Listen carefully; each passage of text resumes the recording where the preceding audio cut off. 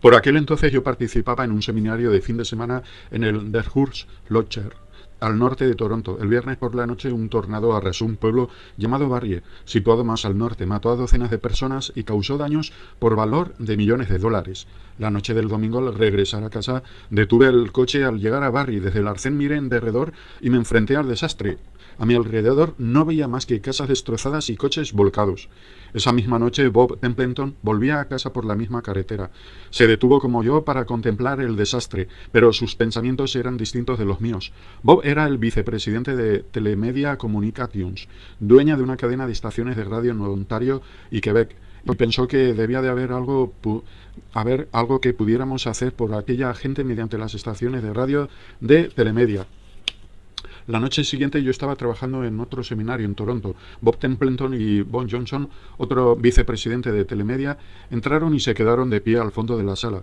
Ambos compartían la convicción de que tenía que haber algo que poder hacer para la gente de Barrie. Terminado el seminario nos fuimos al despacho de Bob, que estaba decidido a poner en práctica la idea de ayudar a las personas que habían sido víctimas del tornado.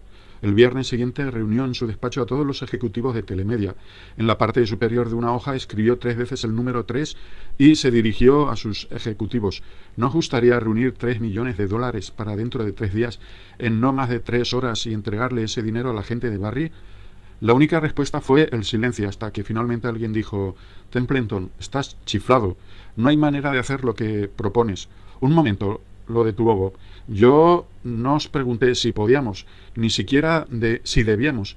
Simplemente os pregunté si os gustaría.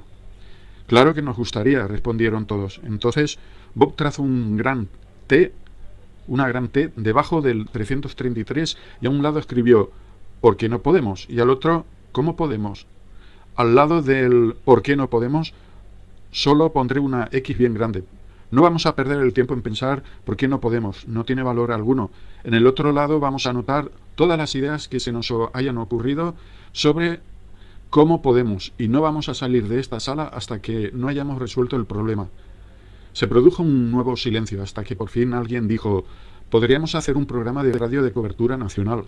Excelente idea, aprobó Bob, y la anotó. Antes de que hubiera terminado, alguien más dijo: no podemos hacer un programa de radio que cubra todo Canadá porque no tenemos estaciones de radio en todo el país.